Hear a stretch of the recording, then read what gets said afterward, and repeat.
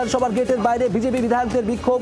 উপস্থিত রয়েছেন বিজেপি বিধায়ক শঙ্কর ঘোষ সহ আরো অন্যান্য বিজেপি বিধায়করা।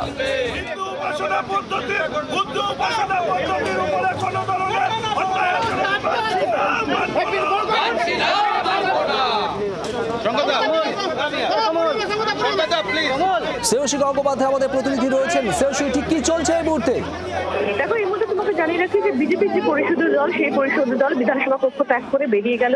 মূলত আজকে শঙ্কর ঘোষ তিনি যখন বলতে ওঠে মেনশন করবে, তখন তিনি সেখানে উল্লেখ করেন যে এক্ষেত্রে হুমায়ুন কবিরের যে মন্তব্য, সেই মন্তব্যের পরিপ্রেক্ষিতে কিন্তু তিনি বলতে ওঠেন। এখানে হুমায়ুন কবির আমরা জানি যে গতকাল শুভেন্দু অধিকারীকে নিয়ে তার যে একদলা মন্তব্য, সেই মন্তব্যের পরিপ্রেক্ষিতে শুভেন্দু অধিকারীকে নিয়ে মন্তব্য করেছিলেন এবং যেখানে কার্যত তাকে হুঁশিয়ারি দিয়েছিলেন এবং মন্তব্য প্রত্যাহার না করলে ব্যবস্থা নেওয়া হবে, এই ধরনের কিন্তু প্রচ্ছন্ন বক্তব্য ছিল তার মন্তব্যের মধ্যে, প্রচ্ছন্ন ইঙ্গিত ছিল তার মন্তব্যের মধ্যে। ফলে সেই জায়গা থেকে দাঁড়িয়ে কিন্তু আজকে যখন এই ধরনের মন্তব্য উদ্ধার করতে হবে বলে দাবি করে সেক্ষেত্রে শঙ্কর ঘোষ ওঠেন বিধানসভায়, সেই জায়গা থেকে দাঁড়িয়ে কিন্তু প্রবল বহিঃপ্রচার শুরু হয় এবং অন্তত সেই দাবি নিয়ে হুমায়ুন কবিরকে সতর্ক করতে হবে, তাকে এই মন্তব্য প্রত্যাহার করতে হবে, সেই দাবি করতে থাকেন শঙ্কর ঘোষ সহ বিজেপির পরিষদীয় দলের অন্যান্য সদস্যরা। এবং সেই পর্যন্ত একসময় বিক্ষোভ দেখাতে কিন্তু কার্যত তারা বিধানসভা কক্ষ ত্যাগ করে।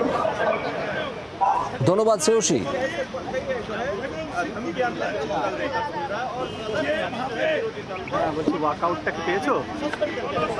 রীতিনীতি ভেঙে বিরোধী দলনেতাকে বেনজির আক্রমণ করেছেন, এটা গণতন্ত্রের কালো অধ্যায়।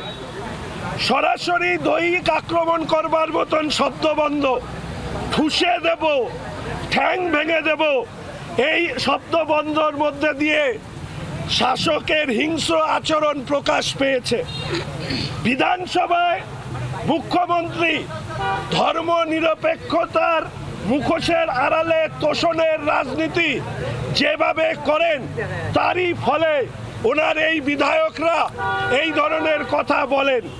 আপনারা জানেন এর আগেও হুমায়ুন কবির হিন্দুরা মুর্শিদাবাদের 30% বলে কেটে ভাসিয়ে দেওয়ার কথা বলেন ভাগীরথীতে। ফিরহাদ হাকিম সাহেব মিনি পাকিস্তান, ধর্মান্তকরণ, দাওয়াতে ইসলাম, half of the Bengal will speak in Urdu, এই ধরনের সংবিধান বিরোধী মন্তব্য করেন। বাংলার আওয়াজ, বাঙালির আবেগ, জি 24 ঘন্টা।